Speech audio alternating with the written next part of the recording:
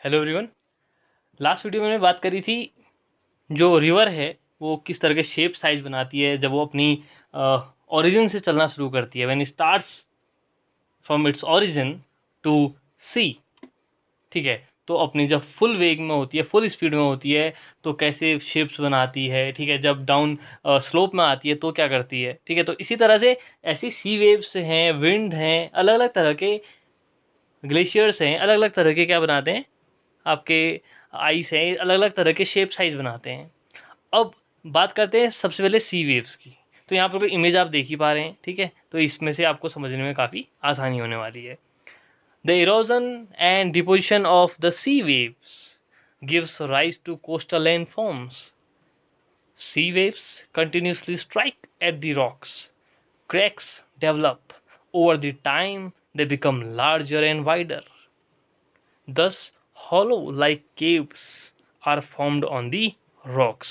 तो आप देख सकते हो होता क्या है कि जो लैंडफॉर्म्स होते हैं, कोस्टल लैंडफॉर्म्स जिनको कहते हैं, वहाँ पे को लगातार वेव आती रहती है, टकराती है। ठीक है, तो उससे क्या होता है, सी केव बन जाता है। ठीक है, कुछ गुफा जैसी बन जाती है, आप ये कह सकते हो। फिर धीरे धीरे जिससे और ज़्यादा वेव्स आती हैं, टकराती रहती हैं, बार बार हिट करती हैं। As these cavities become bigger and bigger, only the roof of these caves remain, thus forming sea arches. ठीक है, सी arch.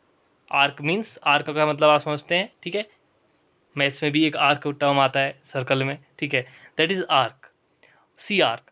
Further erosion breaks the roof and only walls are left.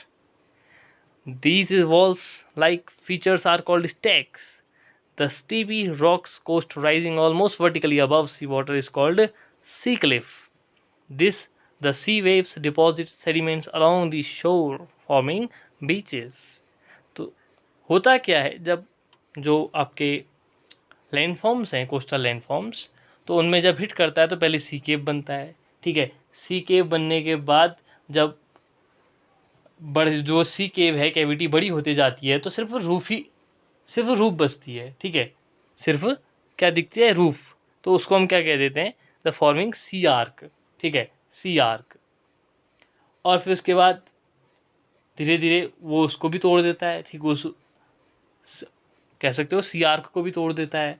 तो उसके बाद सिर्फ क्या बचता है, एक वॉल जैसी, दीवार जैसी एक पैटर्न बनता है। ठीक है, दीवार बनती है, बसती है, जिसको क्या कहते हैं, स्टैक कहते हैं। आप देख सकते हैं सी केव यहाँ पर से, फिर इसमें और ज़्यादा हिट होते रहा तो फिर सी आर्क बना, और then later on it becomes stack. Okay,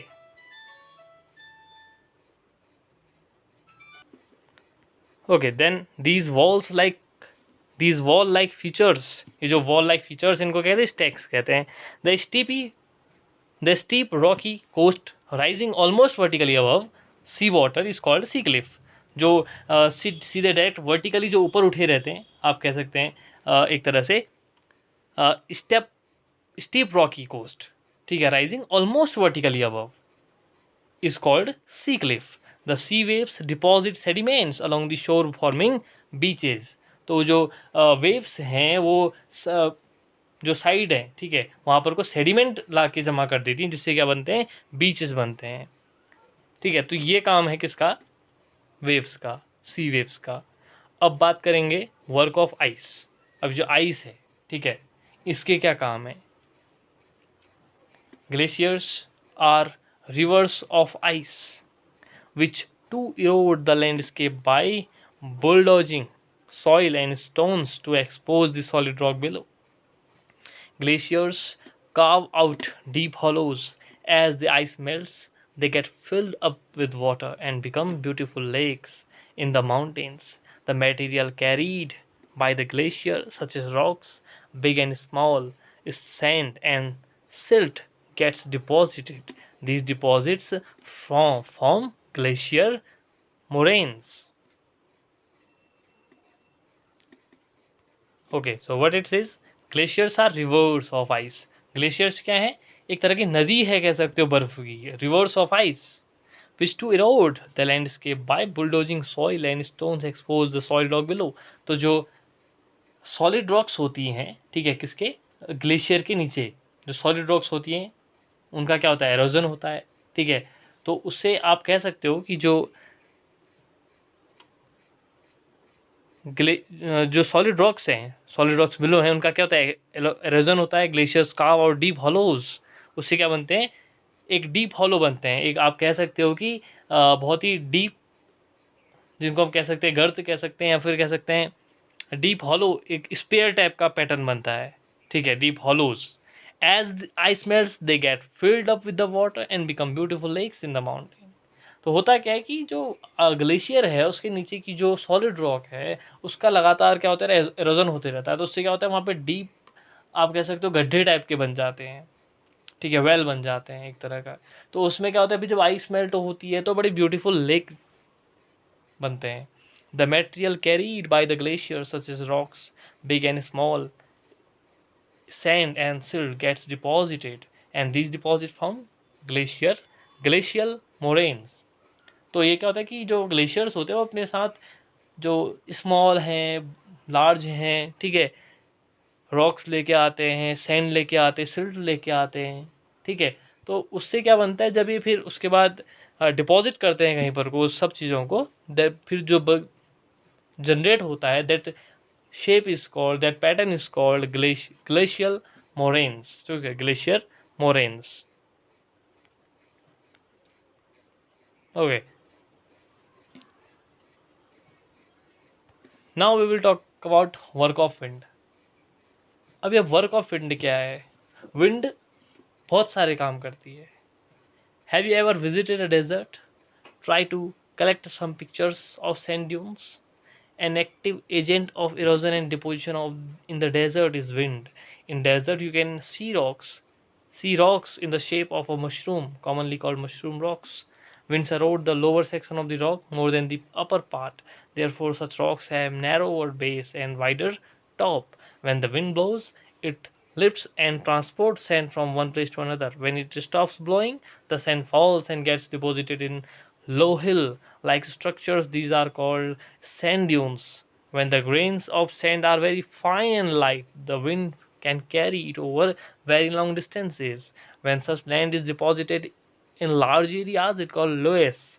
Large deposits of loess is found in China. अब होता क्या है, आप देख सकते हैं सैंड ड्यून्स यहाँ पर को दिखा रखे हैं। जैसे ये मान लो कोई रॉक है, ठीक है, कोई रॉक है। अब इस डायरेक्शन में क्या चल रही है, ठीक है, यहाँ पर ऐसे विंड चल रही है, तो होगा क्या, चारों तरफ से चलेगी, तो इसका ये वाला पोर्शन पूरा क्लियर हो जाएगा। ठीक है, ये वाला पोर्शन, मान लो ये पूरा रॉक था, ठीक है, तो इसका जो यहाँ जो सॉफ्ट पोर्शन होगा वो क्लियर हो जाएगा। लाइक आप कह सकते हो कि कुछ इस तरह से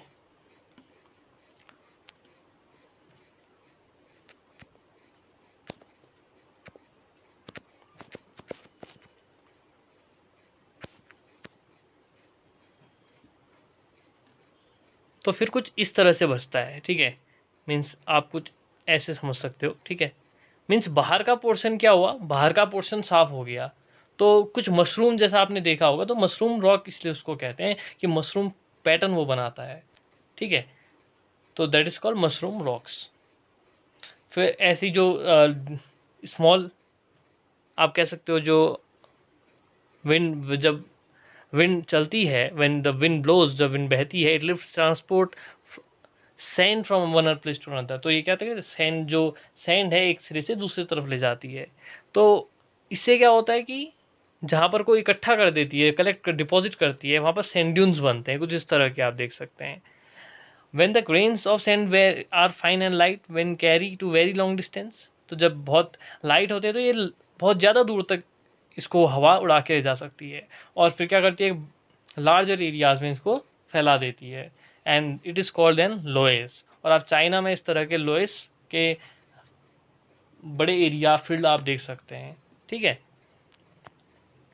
तो ये बात थी आपकी वर्क ऑफ विंड की। तो हमने क्या क्या देखा, वर्क ऑफ आइस देख लिया, वर्क ऑफ विंड देख लिया, और वर्क ऑफ सी वेव्स देख लिया। Okay students.